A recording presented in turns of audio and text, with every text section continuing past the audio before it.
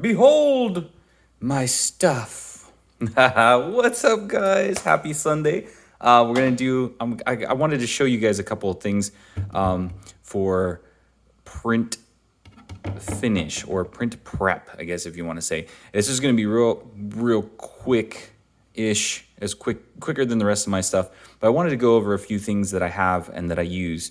I get asked this a lot, so I want to go ahead and clear that up when I say, talk about Bondo, when I talk about filler primer, all that fun stuff, and different methods you can use to smooth some of these edges and stuff before you actually get to full-on painting.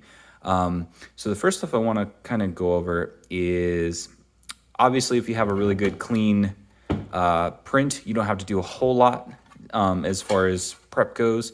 In a lot of cases, you can just go ahead and go straight to the filler primer to fill out the rest of those tiny little imperfections and print lines, and go right to sanding and go ahead and go to paint. But in the off chance you need to have a little bit more cleanup, there's a couple methods you can do. So doing something like this, where I have these little ridges where the print lines are just a little bit more rugged, there's two things I can do to fix this problem. For a lot of prints that aren't very thick, usually this means the structural integrity is going to be a problem. So there's one really good method that I'll show you in order to fix that and add structure to the print itself. These aren't going to have that issue, but we'll go ahead and show you on this anyway. These are more of a cosmetic thing, but that's fine.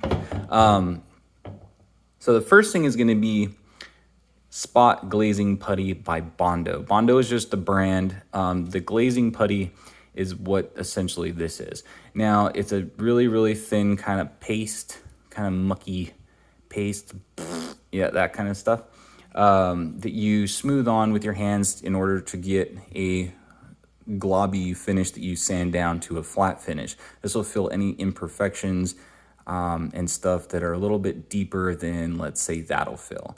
You could fill the same things if you do a lot more coats with this, but this gets it done quicker. But this is where a lot of people have the issue where they're sanding and they hate sanding, and they use up a lot of this stuff. And if you do use this stuff, be careful, because it is flammable and it causes eye irritation. So don't be too close to this to your face, because your eyes will end up getting a kind of like a fume chemical burny thing. Your eyes will look like this if you get too close for too long. So watch out with that. But other than that, this stuff is really easy to use. And it does look like this. So a lot of people, when they say they use Bondo and it's usually that weird red color, it's because of this stuff. Not necessarily the Bondo filler, which you usually do to fix card dents and whatnot. But we'll go ahead and mess around with this stuff. The second thing that you can do to fill these little imperfections is use one of these guys. Now, this will also give your prop a little bit more structural integrity, and I can kind of show you how that is. Also, you can use one of these things in order to fuse parts together. If you get a helmet that's in different pieces and you don't want to glue it all, or you don't think the glue is going to hold, you can use one of these to stitch weld any seams on the inside to keep it really strong. This is just a wood burning tool. It's not a soldering iron, it's a wood burning tool.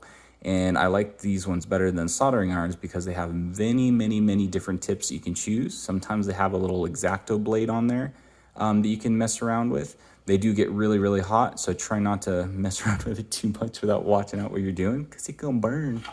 So let's try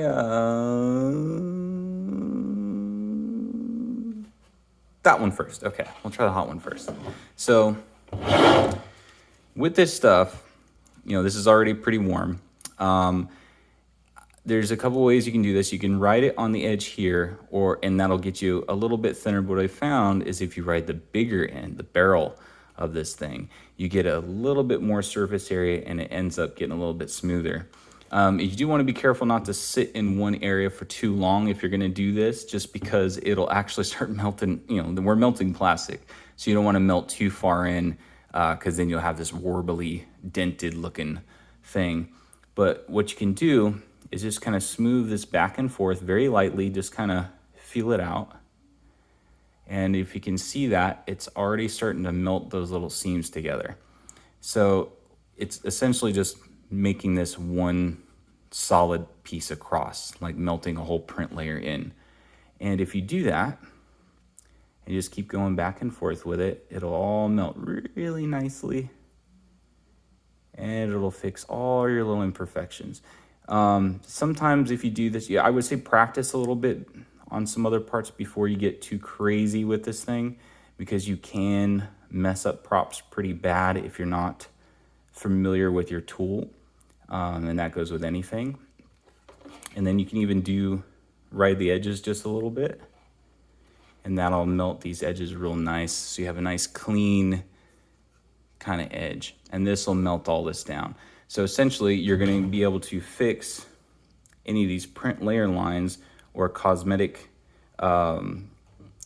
finishes without really any sanding. Kind of cheating a little bit, but that's okay. Oop, there goes the speaker. So that's really what I would say to do as far as this. This is a really easy, simple method in order to smooth out those really, really nasty thick layer lines. It'll help you a lot in a lot of different situations. So as you can see, you just kind of go through this whole thing, make it all nice and smooth and pretty. And once this whole thing has been kind of melted down, then I can choose to do a little spot putty in the little cracks and crevices that I don't melt together, and then do a quick sanding, or I can go straight to filler primer if the cracks are small enough, and I can go ahead and get to paint. Boom, bam. The other thing you can do, like I said, with structural integrity, is let's say you got a little, this is a part to something, and it's kind of warbly. I don't know what happened with this thing or what it came off of, but it looks smooth, it's nice, but it's not very thick, and it has some issues with structure. So let's say something happens, you drop a prop, you make an oops, and you kind of, you're like, oh, you could just super glue that together, and that'll give you some strength. What I do like about 3D prints is when they break pretty clean most of the time. So like if you see these, they have a nice clean kind of break, you can put them back together almost like Legos. With that said, let's see if I can do this with one hand. I don't know if that's going to be able to happen. But stitch weld, let's see if I can do it this way. There we go. Stitch weld is essentially just doing what you're doing. You'll go ahead and just take and drag little staple marks. You can kind of zigzag it back and forth. And essentially what you've done is plastic welded these parts together. You might want to let them cool before you start getting too crazy with it. That way it holds together really nice. And once it's cool, it's added a bit more structural integrity into this piece. And then you can do the same on the outside or glue the outside, whatever you want to do. But usually this is what I do on all the inner seams of my helmets. It really, really helps make them a little bit more rigid. So that's that. And then the other thing is the glazing putty. I'm going to do this really quick. And if anybody knows how I do things, I do them quick and dirty. You're not supposed to put it in your skin, but I'm sorry. This is just how this is going to work. And I will wash my hands immediately after this, because you don't want to let this sit on your skin. So this, you just do a quick little once over. I like to lay it on a little thick, not super, super heavy, just enough. I'll even bring it over a little bit further down on either side just to make sure that it carries feathers out nice. And you let that dry. And once that dries, you sand it down, and then it should all be super smooth. Be careful about getting any little chunks of stuff. Try and flatten that all out as much as possible, because it will harden, and then you'll have extra work that you have to sand. And nobody wants extra work. But that's really it. Once you get this all sanded down, it's dry, and you sand it and all that fun stuff, then you can go right over to filler primer to finish these guys off. And I always use Rustoleum filler primer on all my projects, because it goes in heavy and it sands pretty nice. So once this thing is dry and I've sanded it down, I'll hit it with a nice wet layer, and wet meaning thick layer, of the filler primer. Once it's dry, I'll do a quick sand with 600 grit wet sandpaper. It's usually black, and it works a lot better, and it's a lot easier to wet sand things. You get a lot smoother finish, because what it does is while you're wet sanding things, it's actually removing the debris out into the water as opposed to just gumming up on your sandpaper. So your sandpaper will last longer. You'll get a lot smoother finish on your props, and you don't have to worry about a whole lot of cleanup and dust and breathing this stuff in. So wet sanding these things is really good if you're using this stuff. So do a 600 grit sand, and then I'll repeat that process maybe 2 times, 3 if I absolutely need it.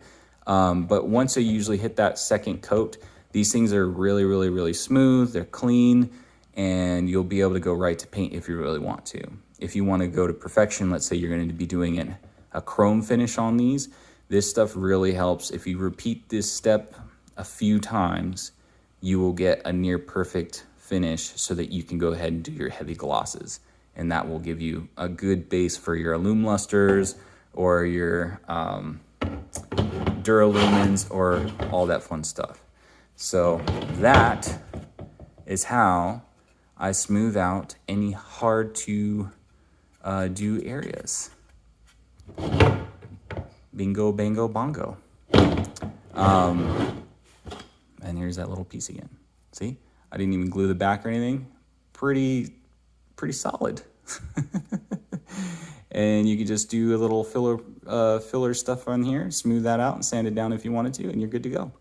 Also, real quick, don't throw away every little scrap piece of this stuff. So if you, let's say you have pieces of this laying around, or you have excess parts you've trimmed off your 3D props, hold on to it.